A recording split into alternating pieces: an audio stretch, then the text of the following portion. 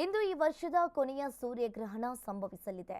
ಖಗೋಳದಲ್ಲಿ ಭಾಗಶಃ ಸೂರ್ಯಗ್ರಹಣ ಚಮತ್ಕಾರ ನಡೆಯಲಿದೆ. ಈ ಭಾಗಶಃ ಸೂರ್ಯಗ್ರಹಣ ಇಂದು ರಾತ್ರಿ 11 ಗಂಟೆಗೆ ಪ್ರಾರಂಭವಾಗುತ್ತದೆ. ಇನ್ನು ಸೆಪ್ಟೆಂಬರ್ 22ರಂದು ಬೆಳಗಿನ ಜಾವ 3:24ಕ್ಕೆ ಕೊನೆಗೊಳ್ಳುತ್ತದೆ. ಅಮಾವಾಸ್ಯೆಯ ದಿನದಂದು ಭಾಗಶಃ ಸೂರ್ಯಗ್ರಹಣ ಸಂಭವಿಸ್ತಾ ಇದೆ. ಆದರೆ ಈ ಸೂರ್ಯಗ್ರಹಣ ಭಾರತದಲ್ಲಿ ಗೋಚರಿಸುವುದಿಲ್ಲ. ಗ್ರಹಣಗಳ ಖಗೋಳ ದೃಷ್ಟಿಕೋನದಿಂದ ಮಾತ್ರವಲ್ಲದೆ ಸನಾತನ ಧರ್ಮದ ಆಧಾರದ ಮೇಲೆ ಶುಭ ಅಶುಭದ ಲೆಕ್ಕಾಚಾರವನ್ನ ಹಾಕಲಾಗುತ್ತಿದೆ. ಮಹಾಲಯ ಅಮಾವಾಸ್ಯೆಯಂದೇ ಸೂರ್ಯಗ್ರಹಣ ಭಾರತದಲ್ಲಿ ಗೋಚರಿಸಲ್ಲ.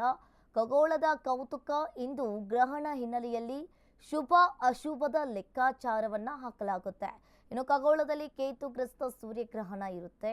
ಈ ಗ್ರಹಣದ ಪ್ರಭಾವದಿಂದ ಹೆಚ್ಚಲಿದೆ ವರುಣಾರ್ಭಟ. ಕೃಷಿಕ ವಲಯದ ಮೇಲೆ ಗ್ರಹಣ ಪ್ರಭಾವವನ್ನು ಬೀರುತ್ತೆ. ಗ್ರಹಣದ ಆರಂಭ ರಾತ್ರಿ 11:10ರಿಂದ ಗ್ರಹಣದ ಮುಕ್ತಾಯ 3:40ರವರೆಗೆ ಇರುತ್ತೆ.